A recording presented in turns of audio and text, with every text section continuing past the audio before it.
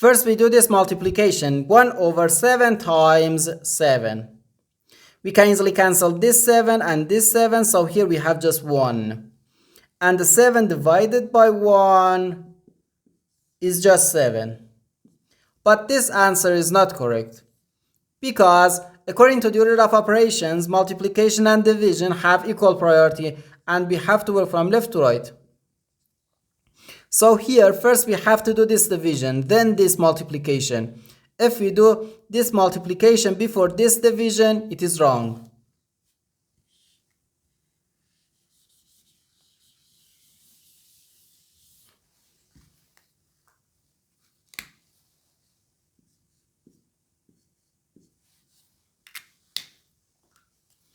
So first we have to do this division, 7 divided by 1 over 7. According to the KCF rule, K stands for keep, C stands for change, and F stands for flip. We can write keep the first fraction, change division to multiplication, and flip the second fraction.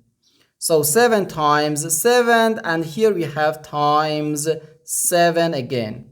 Okay, now we do this multiplication. 7 times 7 gives us 49. So 49 times 7.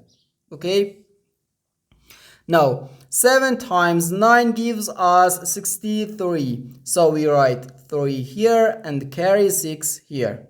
Now 7 times 4 equals 28. So 28 plus 6 equals 34. So we have 343. And this is our final answer to this problem. The correct answer is 343.